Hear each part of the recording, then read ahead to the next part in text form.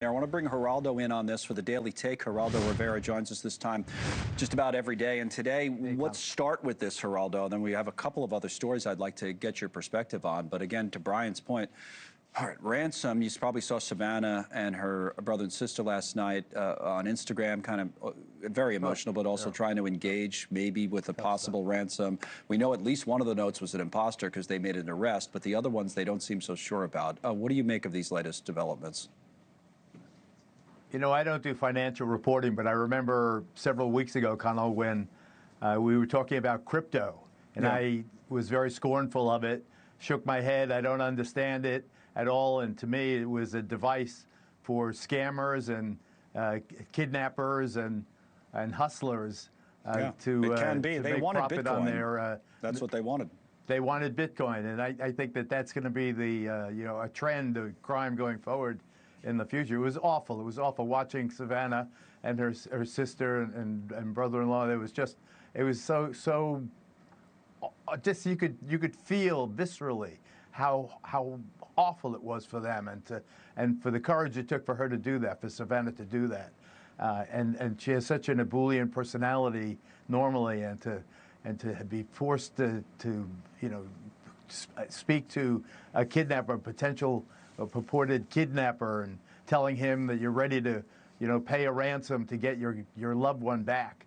You know, getting the word out, and then also being cognizant of the reality, the grim reality that the clock is ticking, and this is an elderly, frail, infirm woman who's not getting her life-sustaining medication.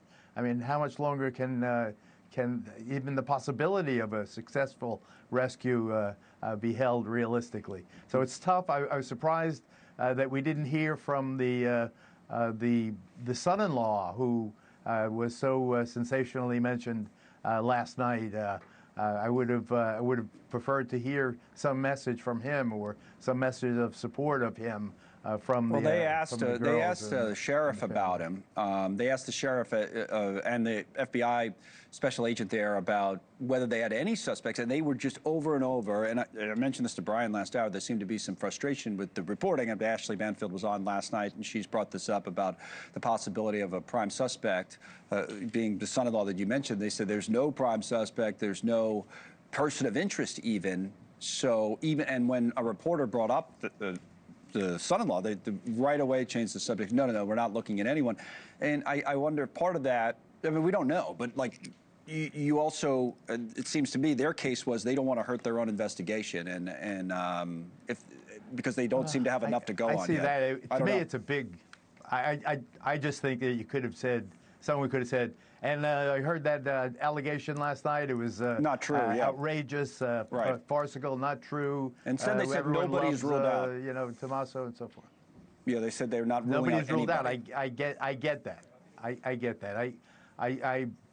I got stuck. That was where, you know, my mind started going off in all different kinds of directions. But this has been one of the most, you know, Erica, you know, my beautiful wife and I, we talk history. I was talking about the Lindbergh case. Right. That's what it reminds me of. Charles Lindbergh, the famed aviator who flew solo across the Atlantic Ocean, and got home living in a nice house in New Jersey. His infant son gets snatched and kidnapped, probably dropped on the ladder as they were taking him out of the second floor bedroom, and explaining to Erica, you know, not that I lived it. It was in the 1930s. Right. No, I know. It was.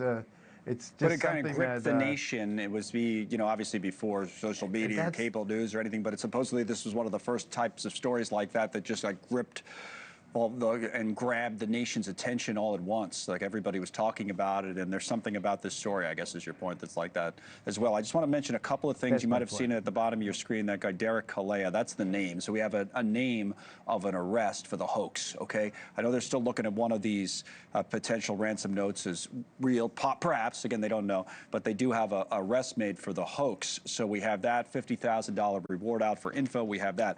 Thank you for watching. Subscribe below and download our NewsNation app right now on your phone, and you will get fact-based, unbiased news for all Americans.